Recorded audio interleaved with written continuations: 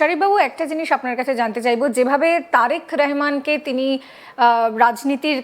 রাজনীতিক হিসেবে ট্রেন্ড করেছেন, কোথাও গিয়ে শেখ হাসিনা তার ছেলে জয়কে সেইভাবে করতে পারলেন না, সেটা কেন? শেখ হাসিনা পারে নাই এটা কিন্তু ঠিক না। শেখ হাসিনা আনতে চায় না, এটা আমি জানি। হুম।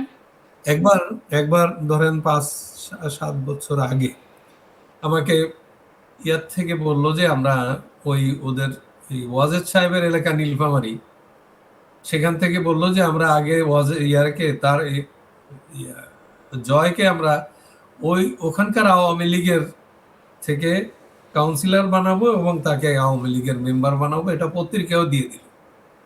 তখন শেখ হাসিনা তাদেরকে, যারা করলো এটা, তাদেরকে ধমকাইলো যে তোমরা কি রাজনীতি আমার চাইতে বেশি বুঝো?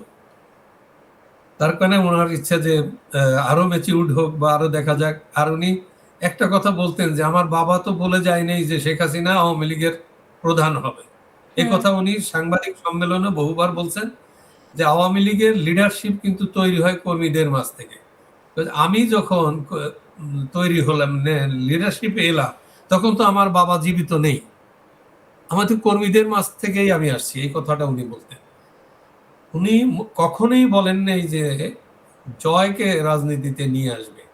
আর আমার যতটা বিশ্বাস যে জয় যখন 5ই আগস্টের পরে জয় যখন কেঁদে বলল যে আওয়ামী লীগের যা হওয়ার হবে, আমরা আর নাই, আমরা আওয়ামী লীগ যা করে করুক, এই কথা বলার পরে আমার মনে হয় সে একটা ধমক খাইছে।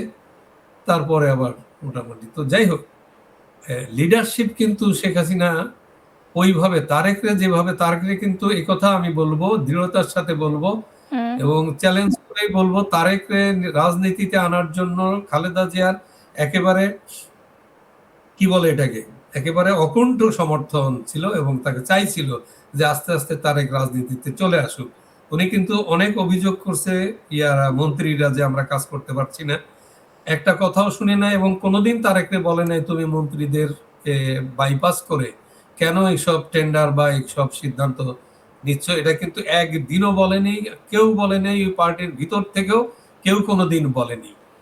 তো আর জয়কে দিয়ে ইয়াং বাংলা একটা মুভমেন্ট তৈরি করানোর চেষ্টা করছে যে জয় যদি দেখা যায় যে ভিতরে ফেলে দিলে, সাধারণ ইয়াংদের ভিতরে ফেলে দিলে ও কেমন রেজাল্ট দেয় বা কিভাবে ও কতটা ডেভেলপ করে, এইটা নেত্রী শেখ হাসিনা দেখার চেষ্টা করছে। কিন্তু তাকে রাজনীতিতে আনবে কথা বলেনি। যেমন কাউকে, পুতুল আছে আর জয় আছে, এরা, পুতুল তো এখনো কোনো কথাবার্তা বলেনি। তো যা কিছু বলছে এটা এআই, আর্টিফিশিয়াল ইন্টেলিজেন্স বলে আমি মনে করি। তো এইখানে শেখ হাসিনা তার এই খালেদা জিয়া যেমন তারেকরে লিডারশিপে আনার জন্য যে ব্যবস্থা করছে, আর তারেকরে যখন ভারপ্রাপ্ত চেয়ারম্যান করা হয়, এটা কিন্তু ইট ওয়াজ টু আর্লি এবং এটা একমাত্র খালেদা জিয়ার সিদ্ধান্ত।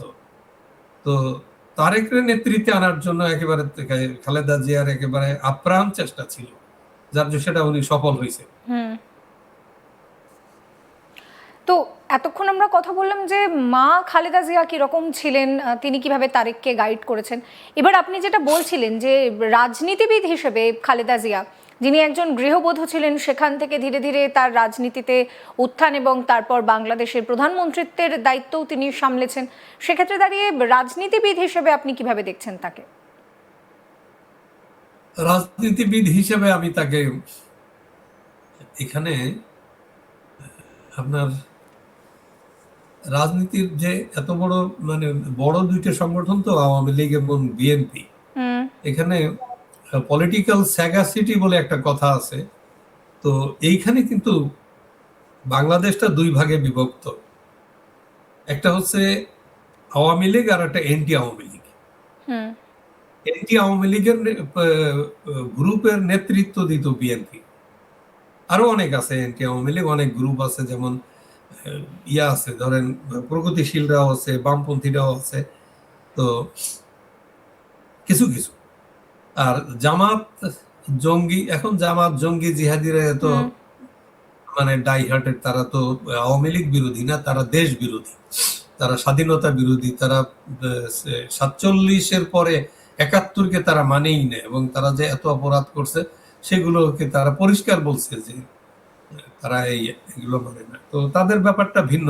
বিএনপির ব্যাপারটা, বিএনপির প্রতিষ্ঠাতা জিয়াউর রহমান, উনি স্বাধীনতা, বঙ্গবন্ধুর হয়ে স্বাধীনতার ঘোষণা করছেন, প্লাস উনি একজন সেক্টর কমান্ডার ছিলেন। তো স্বাধীনতাকে লালন করা, ধারণ করা, এটা বিএনপির দায়িত্ব, কর্তব্য। সেটা থেকে তারা জিয়াউর রহমানের পার্টি গঠনের ভিতর দিয়ে এখানে আমি একটু একটু বাস্তবতার দিকে যাই। জিয়াউর রহমান মোশতাক ক্ষমতা নেওয়ার পরে বেশি দিন ছিলেন না, তারপরে সায়েম সাহেব আসলেন। সায়েম সাহেবকে ইয়া করে উনি চিফ মার্শাল অ্যাডমিনিস্ট্রেটর, তারপর ক্ষমতা নিয়ে নিলেন। এ ব্যাপারে আমরা নিউজ করার আগে ভারতে নিউজটা আগে হয়েছিল। ভারতের নিউজ থেকেই আমরা জানলাম যে জিয়াউর রহমান রাষ্ট্রীয় ক্ষমতা চিফ মার্শাল অ্যাডমিনিস্ট্রেটর হয়েছেন। তো তো এরপরের থেকে যে আমাদের আরেকটা জানেন, জিয়াউর রহমানকে ধরুন 7ই নভেম্বরের, 3রা নভেম্বর থেকে শুরু করে 7ই নভেম্বর পর্যন্ত যে ভয়াবহ অবস্থা, সেনাবাহিনী, তারপরে গণবাহিনী, জাসদের, আরো বহু পার্টি এখানে ইনভলভ ছিল। তো সেখানে খালেদ মোশাররফ যেখানে ক্ষমতা নিল, জিয়াউর রহমান হাউস অ্যারেস্ট, খালেদ মোশাররফ তখন 2 তোয়াব, এমজি তাওয়াব আর আরেকজন আপনার ইনফ্যান্ট্রির যে সেনাপ্রধান, এরা দুইজনে মিলে খালেদ মোশাররফে চিফ অফ স্টাফের ব্যাচ পড়াই দিলেন 3 তারিখে নভেম্বরের 75 সালে। তো আবার 7 তারিখের ভিতরে দেখলাম যে খালেদ মোশাররফ নেই, সবকিছু শেষ হয়ে গেছে। 6 তারিখেই আমরা খবর পাচ্ছি জেলখানায় জেল হত্যা হয়ে গেছে। তারপরে সিপাহী জনতা এসে, সিপাহী গণবাহিনী, সেনাবাহিনী, গণবাহিনীর নেতৃত্বে ছিল পঙ্গু তাহের, কর্নেল তাহের।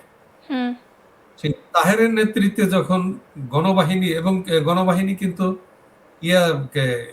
ডালিম, মেজর ডালিম যে বলছিল যে শেখ মুজিবকে হত্যা করা হয়েছে, দেশে সেনাবাহিনী ক্ষমতা গ্রহণ করছে, এই পুরো শোটা কিন্তু গণবাহিনীর, আমার খুব ঘনিষ্ঠ একজন আছে সাংবাদিক, এখনো সে লেখে, শামসুদ্দিন,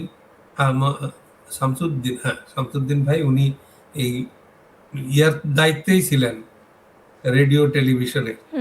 তো এই সময় থেকে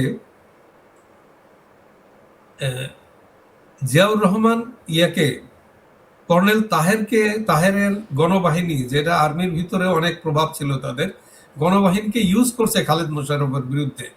খালেদ মোশাররফ নিহত হওয়ার পরে সে আবার গণবাহিনীর নেতা তাহেরকে উনি ফাঁসিতে যায়। পঙ্গু নেতাকে, পঙ্গু কাউকে ফাঁসি দেওয়া হয় না, তো সেটাও হয়েছে। সেটা তার ক্ষমতাকে টিকিয়ে রাখার জন্য, সেফটি সিকিউরিটির জন্য, এটা আমরা মনে করি, সাংবাদিক হিসেবে এটা আমার ধারণা।